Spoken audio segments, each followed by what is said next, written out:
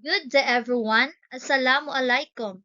A huge thank you to our professor, Dr. Corazon B. Floresca, and warm greetings to my fellow classmates.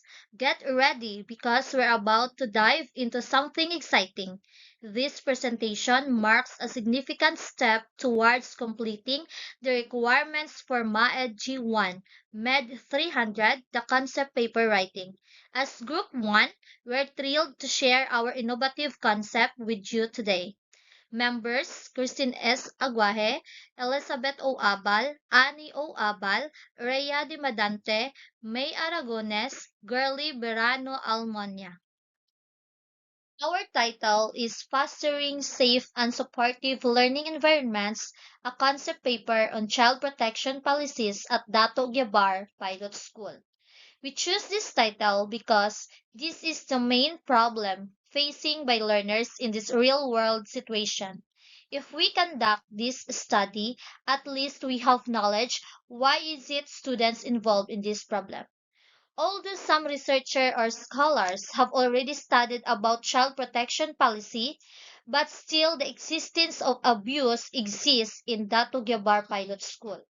Datu Gyabar Pilot School is located at Kalamansig, Sultan Kudarat that consists of almost 300 number of students or learners.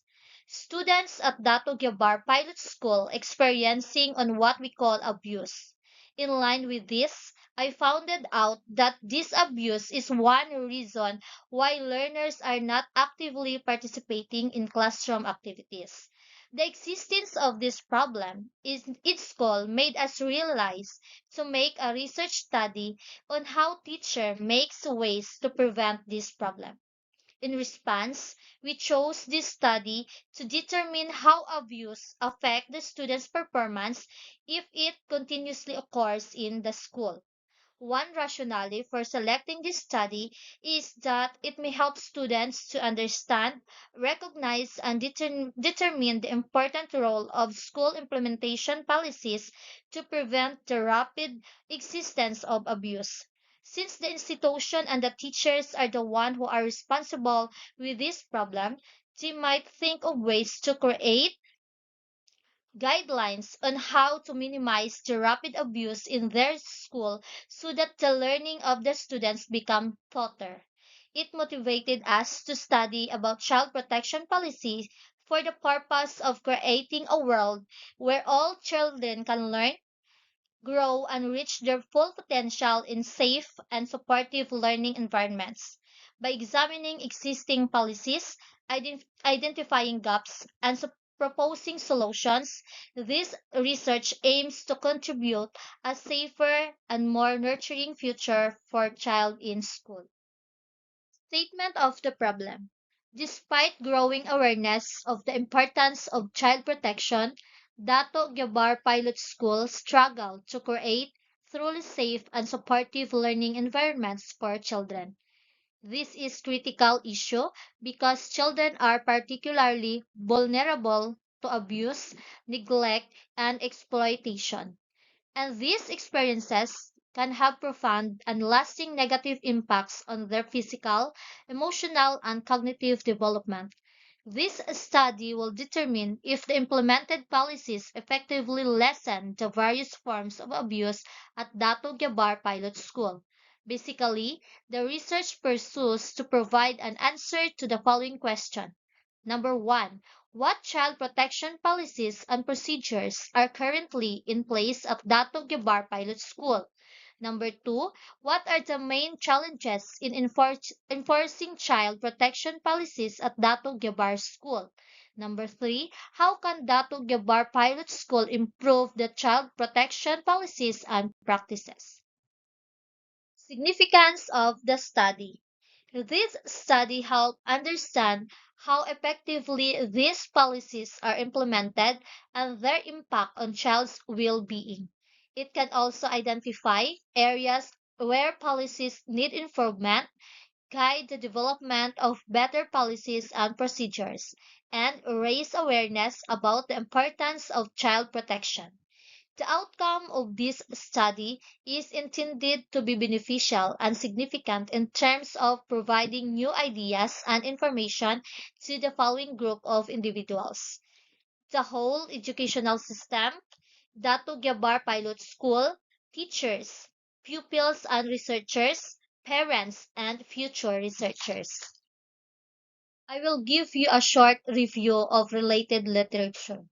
Creating safe and supportive learning environments is crucial in fostering students' academic, emotional, and social development. Child protection policies serve as foundational frameworks in ensuring the safety and well-being of learners, particularly in school settings.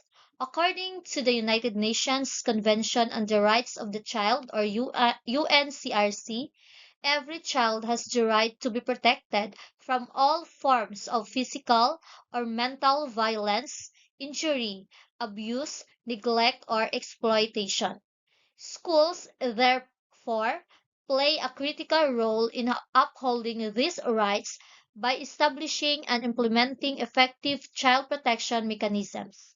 In the Philippines, the Department of Education, or DepEd, issued DepEd Order Number 40 Series of 2012, also known as the Child Protection Policies, which mandates all schools to adopt measures for the prevention and intervention in the cases of child abuse, exploitation, discrimination, violence, bullying, and other forms of abuse. The policy emphasizes the role of educators and school staff in recognizing and reporting child abuse while promoting positive and nonviolent discipline. Conceptual framework. This study is anchored in the autonomous learning theory that is coined by Helen Hollick. This theory contends as a kind of active and goal-oriented learning. This integrated theoretical framework provides a comprehensive lens to analyze and develop effective child protection policies in school. By considering the interplay of these factors, schools can foster and supportive learning environments where children can thrive. Operational definition of terms. Abuse is the improper or harmful treatment of a person or thing. It can take many forms, including physical, emotional, sexual, and verbal abuse. Any action or inaction by a school staff member, student, or visitor that violates a child's right or causes them harm, including bullying, harassment, discrimination, or any form of inappropriate contact. Next, child. The term can also refer to a person under the age of majority, a person who is biologically, psychologically, and socially immature and dependent on caregivers. Next, environment is the surroundings or conditions in which a person where students learn, the physical and emotional atmosphere of the school, encompassing the relationships between students, teachers, and the overall school climate. Next, policy. Policy is a set of guidelines or principles that guide decision making and actions. Next, protection is the act of keeping someone or something safe from any damage or loss. Next one is school, is an institution where students receive formal education. What method do we use in this study? A common approach to studying child protection policies involves using descriptive correlation research design, often employing surveys or questionnaires to gather data. This method allows researchers to assess the level of policy awareness and implementation, as well as explore the relationships between implementation and various factors like students' engagement or teacher preparedness. Locale of this study. This study will conduct at Barangay Cadiz, Calamansig, Sultan Kudarat, particularly residents of Cadiz. Who are the respondents of the study? This study will be limited to grade 4 pupils of Dato Gabar Pilot School, A total of 20 pupils will be selected at random. Additionally, each participant will be provided an interview guide question in order to elicit responses. In addition, in-depth interview will be utilized by research to come up with the result. It delimits that the study may be not generalizable to those students who did not victim of the abuse. Instrumentation and measure. The research instruments will be used in this research included written texts such as books, paper, and other online resources. A qualitative measure to assess the effectiveness of child protection policies among teachers, school staff, and students. The researcher will conduct interview for additional resources to provide in-depth insights into the experiences and challenges faced in implementing child protection policies. The focus group discussions with students can be organized to understand their perspectives on the safety and supportiveness of their learning environment.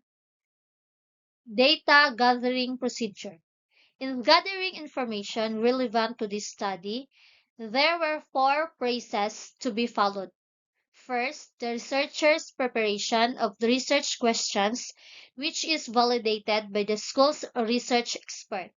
It focuses on the effectiveness, awareness, and implementation of child protection policies in school. These research questions will be validated by educational experts. Second is the conduct of the focus group. Each focus group will be interviewed in separate time and venue. Next is the interview guide questions that will be given ahead of time to the participants for them to be able to gather their thoughts. Lastly, it deals with the transcription that will be gathered. The transcription will be then given to the data analysis or simply to the researcher for the thematic analysis. And this is the end of our presentation. Thank you for watching and listening.